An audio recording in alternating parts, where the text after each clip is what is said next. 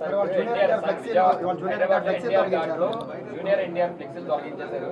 బాలకృష్ణ గారు చెప్తేనే తీసేసామని చెప్పి కూడా చెప్తున్నారు అక్కడ ఎన్టీఆర్ ఘాట్లో హైదరాబాద్. జూనియర్ ఎన్టీఆర్ ఫ్లెక్సీలు తొలగిస్తే ఎవడ తీయమన్నా అది అని ఊడిపోయిన ఇంటికి అని ఊడిందా? వాళ్ళ నీచమైన బుద్ధి. ఎన్టీ రామారావు పేరు చెప్పి భజన చేసుకునేటువంటి కుటుంబ సభ్యులు ఎన్టీ రామారావుని పెద్ద ఎన్టీఆర్నేమో చంద్రబాబు కోసం దించారు. జూనియర్ ఎన్టీఆర్నేమో సిగ్గు లేకుండా బాలకృష్ణ మళ్ళీ అల్లుడి కోసం ఈ లోకేష్ పప్పుగడి కోసం సర్వనాశనం చేసేటువంటి కార్యక్రమం పెట్టుకున్నారు. ఇటువంటి బాలకృష్ణలో ఇటువంటి చంద్రబాబు నాయుడు 1000 మంది వచ్చినా కూడా జూనియర్ ఎన్టీఆర్ ఊడిపోయినటువంటి ఇంటర్ కూడా పేర్లేరు. సార్ వచ్చే ఎన్నికల్లో కొడాల నానికి డిపాజిట్లు కూడా రావు అని చెప్పేసి టీడీపీ నేతలు ఇవాళ సభ ద్వారా మేము ప్రూవ్ చేస్తామని చెప్పి టీడీపీ నేతలు. చంద్రబాబు 2014 ఎన్నికల ముందు 3 సభలు పెట్టాడు గుడివాళ్ళు. అప్పుడు కూడా ఏ సొల్లు కబుర్లు. కాకపోతే పోటీ చేసే అభ్యర్థులు మారారు, వచ్చి ప్రగల్భాలు చెప్పే సొల్లుగాళ్ళు మారారు.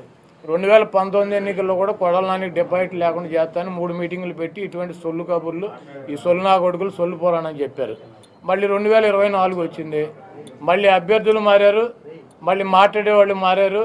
ఈ గుంట నక్క మాత్రం వీడు ఎట్టాగా ఉన్నాడు. ఇప్పుడు 2 మీటింగులు అయినాయి, ఇది 3వ మీటింగ్ పెడతాడు. ఎన్నికల్లోపు నా ఊడిపోయిన ఇంటర్ కూడా పేర్లేరు.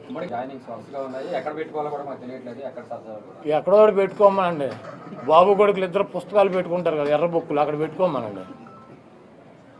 బాబు కొడుకులు ఎర్ర బుక్కునే చించి తోసుకోమని చెప్పి కదా, వీళ్ళని కూడా ఎక్కడో దోసుకోమని చెప్పండి. అసలు చంద్రబాబు గుడివాళ్ళు ఎవడొస్తాడు? కాదు, చంద్రబాబు గుడివాళ్ళు పట్టించుకునేవాడు వాడు దొంగ 420 గాడు అని తెలియదు. మా గుడివాళ్ళలో మాకు ఎన్టీ రామారావుని అంత మహోన్నతుడిని పార్టీ నుంచి తొలగించి ముఖ్యమంత్రి పదవి కొట్టేసి మా ప్రాంతం వాడిని సంకనాకి ఇచ్చేసినటువంటి వెధవీడు అని తెలియదు. వీడికి ఎవడొస్తాడు? చంద్రబాబు నాయుడికి జనం వస్తారా? అంటే 1,00,000 మందితో సాప్ పెడుతున్నామని టీడీపీ నాయకులు చెప్తున్నారు కదా సార్. మొన్న 2 లక్షలు అన్నారు, ఇప్పుడు 1,00,000కు వచ్చారా?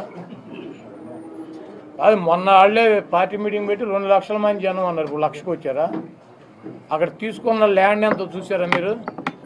22 ఎకరాలు పొలం తీసుకున్నారు, దాంట్లో 9 ఎకరాలు పార్కింగ్ పెట్టారు, 5 ఎకరాలు డయాస్ చేశారు, 5,000 కుర్చీలు వేశారు. 1,00,000 మంది వస్తారా? ఇప్పుడు వెళ్ళి లెక్కేటాడు కుర్చీలు 5,000. 5,000 ఒకటో కుర్చీ ఉంటే నేను గుడివాడు వేసి వెళ్ళిపోతా. మీరు వెళ్ళా లెక్కేటండి మీడియా వాళ్ళు. 22 ఎకరాలు ల్యాండ్, 7 ఎకరాలు పార్కింగ్, 9 ఎకరాలు పార్కింగ్, 5 ఎకరాలు ఏమో డయాస్ అంట, ఆయన సెక్యూరిటీ అంట. వేసి 5,000 కుర్చీలు వేసి 1,00,000 మంది వస్తారు. 5,000 కుర్చీలు 1,00,000 మంది కూర్చుంటారు. అంటే ఒక్కొక్క కుర్చీలో 10 మందిని కూర్చోబెడతాడు ఏంటి? ఇవన్నీ సొల్లు కబుర్లు. 5,000 మందికి అక్కడ ఏర్పాట్లు చేశారు. చంద్రబాబు మాట్లాడేటప్పుడు 3,000 మంది ఉంటారు. చంద్రబాబుకి ఆయన ఋత్విక్ రోషన్ ఏంటి ఓ జగబడి వచ్చేటకి ఈ సొల్లు గాడిని నా చిన్నప్పటి నుంచి చూసి ఇటు సొల్లు కబుర్లు సొల్లు పురాణం ఇవన్నీ ఈయన మా వాళ్ళకి చెవుల్లోంచి రక్తం గారింది. చంద్రబాబుని పట్టించుకున్నాడు గుడివాళ్ళు ఎవడు ఉండడు.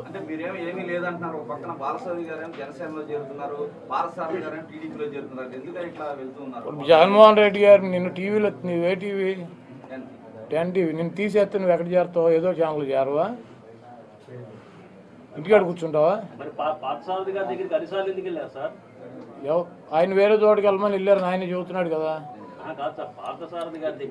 ఎవరు వెళ్ళారు? ఎవరు వెళ్ళింది? ఎవరు?